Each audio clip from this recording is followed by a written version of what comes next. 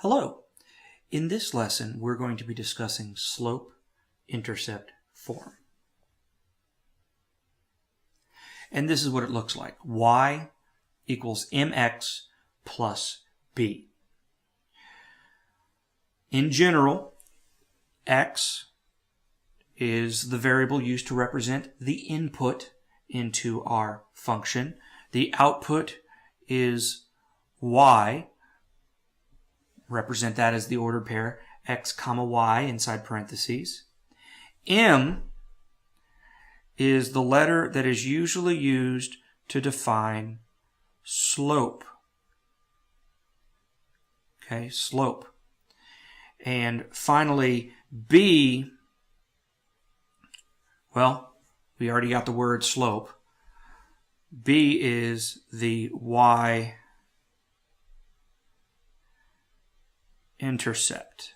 Okay, y-intercept, that's just a fancy way of saying the place where the graph touches the y-axis. That's all there is to that. Okay, so let's get going and graph a few. Like this one, y equals 2/3 x plus the y-intercept is 1 is 2/3. So what I'm going to begin by doing is placing a dot at 1 on the y-axis. That is the y-intercept of 1. That's the place to start. Now we've got to do something with this slope, which is written as a fraction. Slope is defined as the change in y over the change in x. The symbol I use, that little triangle, it's called a delta. It's the Greek letter delta, which in science is always used to indicate the word change. So that's why I like to use it here. But it's the change in y over change in x, often referred to, and you may hear this from time to time, rise over run, or the vertical change and the horizontal change. Okay, so the top part is the number 2.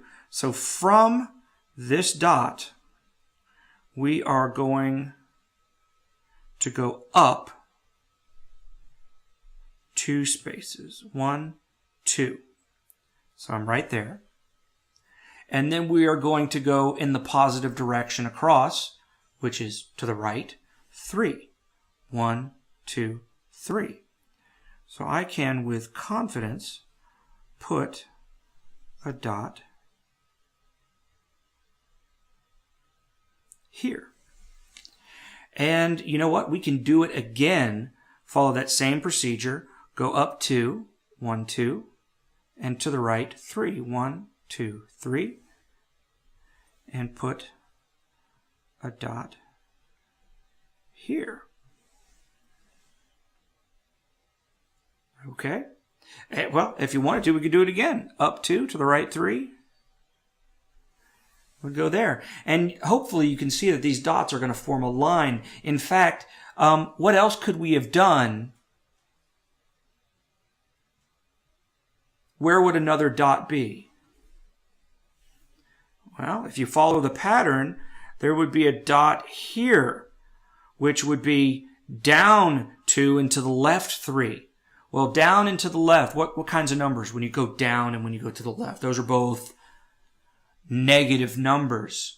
And think about our rule of division. If we were to divide -2 by -3, negative divided by negative is positive. So from a slope perspective, well, these two are the same thing. You would never see it written that way, but they are the same. But the big idea here is, actually, let me do one with arrows.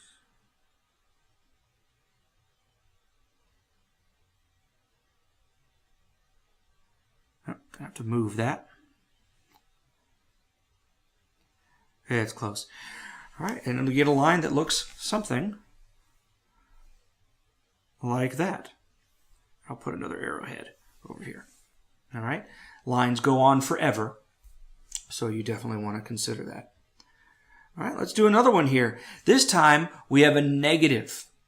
All right, and in our last example, I did talk a little bit about how negative divided by negative is positive. So we can't treat the 3 and the 2 as both negative. Only one of them is negative. Generally, you consider the top number to be the negative one, but really it doesn't matter. You can do either. Let's begin with the y-intercept of 5. 1, 2, 3, 4, 5. There's our dot. And from there, rise over run. Or in this case, the rise is really kind of a rise down, vertically going down. Okay, negative 3. 1, 2, 3. And to the right, because it's positive 2, 2. 1, 2. Okay? And there's our poorly drawn dot. And we can keep going. We can go down 3. 1, 2, 3. And to the right 2. And there we go. But like we already spoken about, we could have taken this up the other direction and have gone up 3 and to the left 2.